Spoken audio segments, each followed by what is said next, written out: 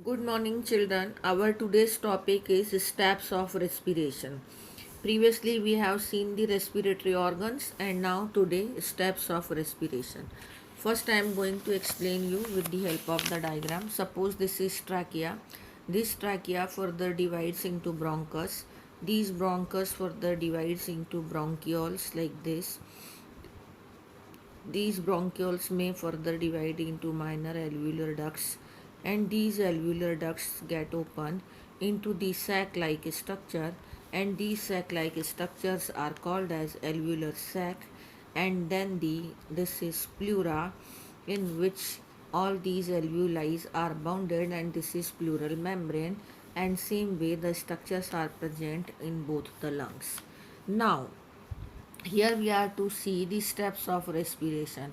So first of all, suppose if we draw the rough diagram, then roughly if we explain it, so suppose first diffusion which takes place, it takes place from the atmosphere to the alveolar sac. This is alveolar sac.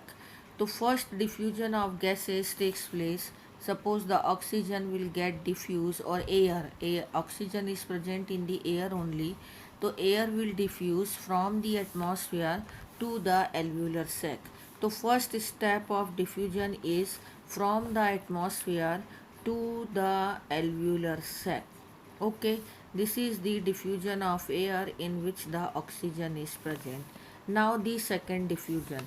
If I draw the alveolar sac separately, so I can draw it this way. This is alveolar duct and this is alveolar sac. So this alveolar sac is actually surrounded by the blood vessel.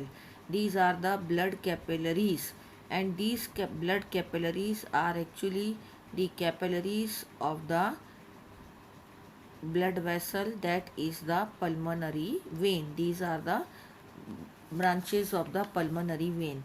So oxygen which has got diffused here, actually this is pulmonary artery and pulmonary vein, both we can say, but here the deoxygenated blood is there, as pulmonary artery brings the deoxygenated blood to the lungs.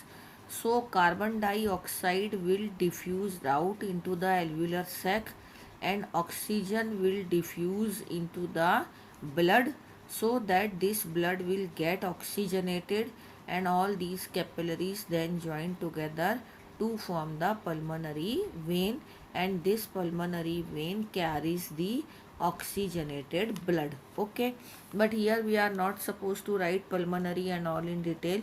Here we are to just write the steps of diffusion.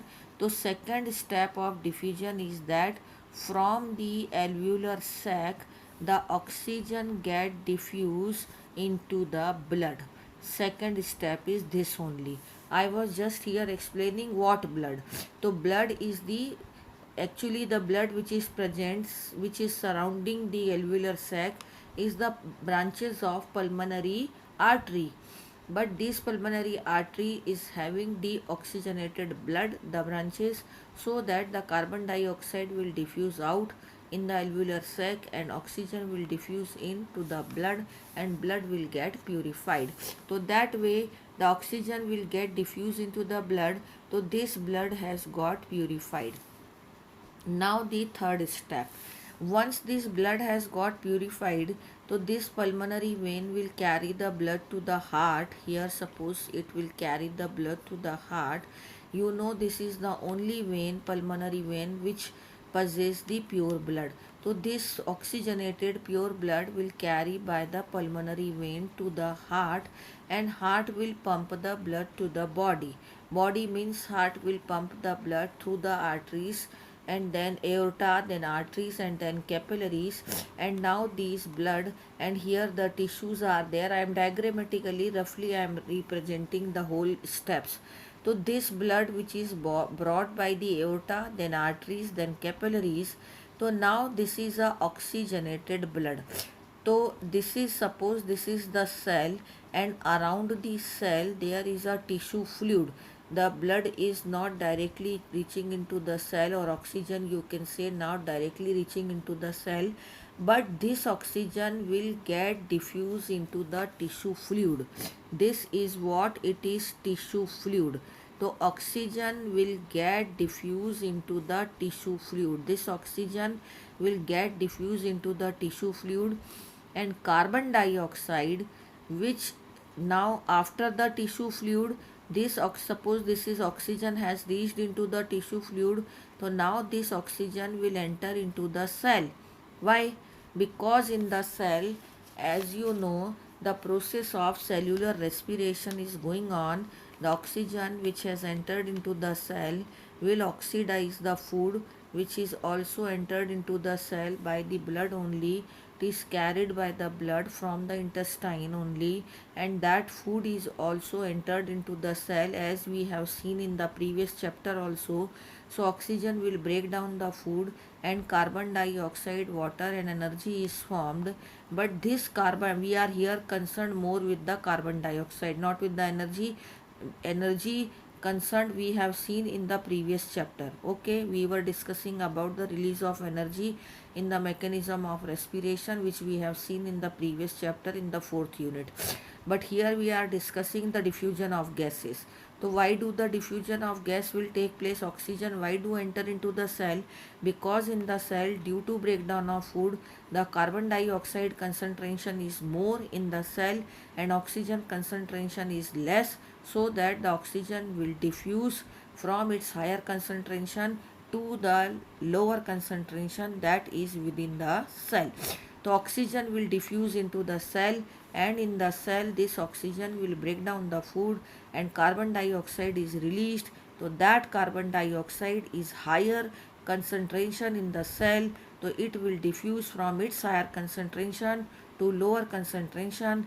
That means from the cell to the tissue fluid, and after the tissue fluid, now this carbon dioxide will enter into the blood, and this blood will get deoxygenated, and this deoxygenated blood is carried by the veins. All the veins again become superior inferior vena cava, and it opens into the heart. So that way the diffusion of gases takes place at the tissue level also. So the third step is what? As we were writing the steps here, from the alveolar sac to the blood, and from the blood to the tissue fluid. The oxygen will get diffused into the tissue fluid, and from the tissue fluid to the cell. From the tissue fluid to the cell. So this way the oxygen transport takes place at 4 places: from the atmosphere to the alveolar sac, from the alveolar sac to the blood, from the blood to the tissue fluid, from the tissue fluid to the cell. Now in the cell, this process of breakdown of food is going on, so that the carbon dioxide is formed. So reverse process of transport of carbon dioxide will take place from the cell to the tissue fluid. उल्टा arrow लगाना है.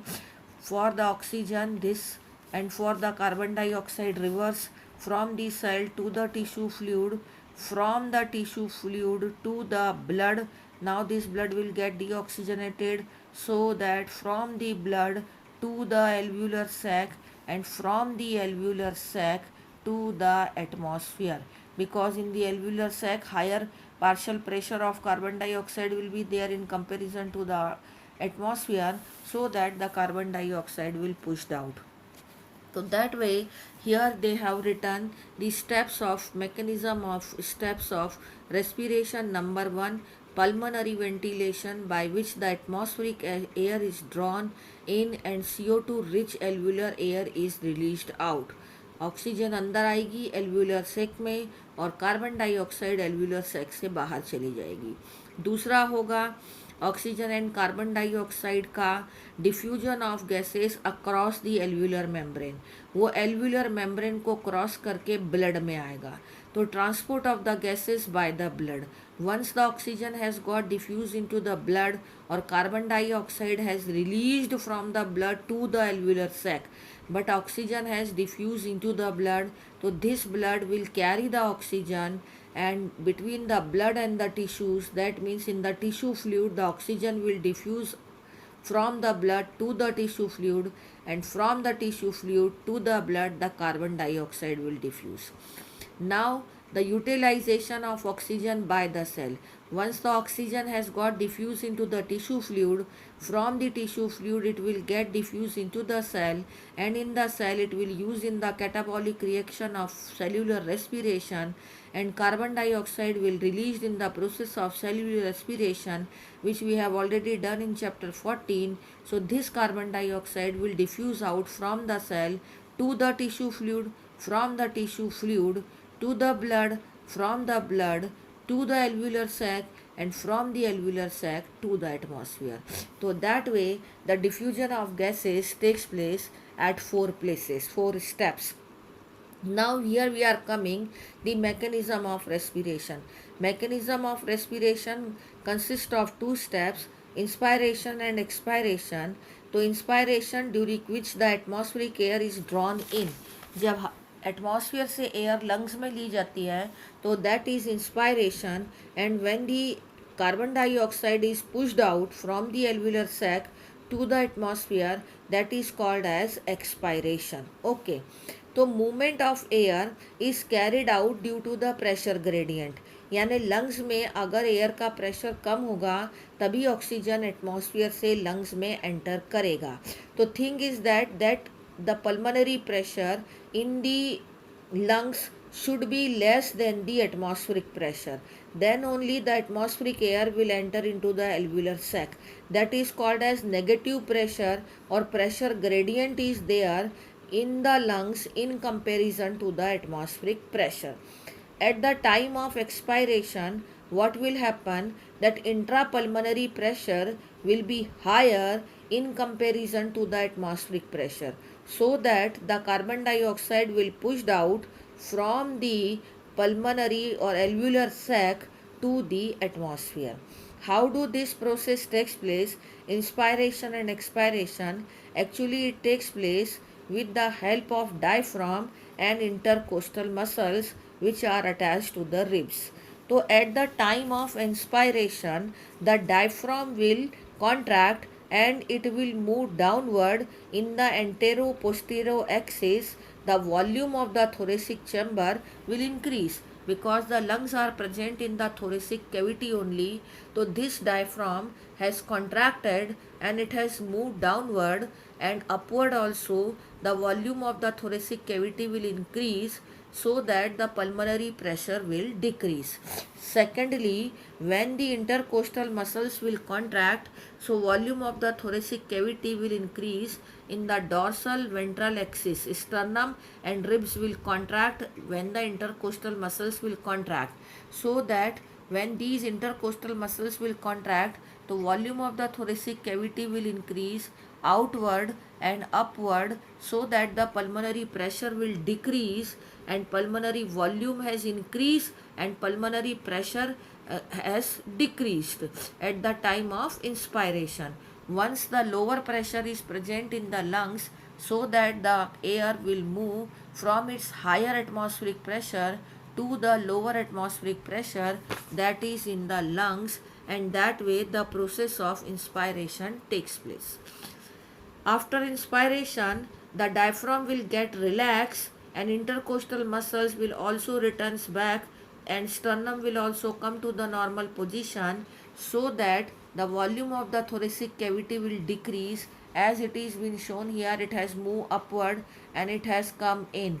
Okay, it has come to its normal position, both intercostal muscle, ribs and sternum, so that intercostal muscle has got relaxed, so that the ribs and sternum has come to its normal position, and ultimately it has leads to the reduce in the volume of the thoracic cavity, so that the pressure on the lungs increases in comparison to the atmospheric pressure. In the lungs the pressure has got increased, or it is more in comparison to the atmospheric pressure, so that the carbon dioxide will pushed out from the lungs to the atmosphere. At the time of expiration, the intrapulmonary pressure is slightly above the atmospheric pressure, so that the expulsion of air takes place, that is called as expiration. And an average person inspire healthy person 12 to 16 times per minute, and it can be measured by the spirometer, and we have the ability to increase the strength of inspiration and expiration with the help of the additional muscles in the abdomen. So this is also, these are the supporting muscle. So inspiration and expiration can be explained by this diagram. In the at the time of expiration, diaphragm has moved downward and volume of the thoracic cavity has increased in the antero-posterior direction, and ribs intercostal muscles have also contracted. The volume of the thoracic cavity has increased in the dorsal ventral direction. Similarly, at the time of expiration, the relaxed diaphragm has got relaxed, intercostal muscle has also got relaxed, so diaphragm has moved upward and the ribs have moved inward, volume of the thoracic cavity has decreased, pressure on the lungs increased, so that the expulsion of the carbon dioxide takes place from its higher partial pressure to the lower partial pressure, that is from the alveolar sac to the atmosphere.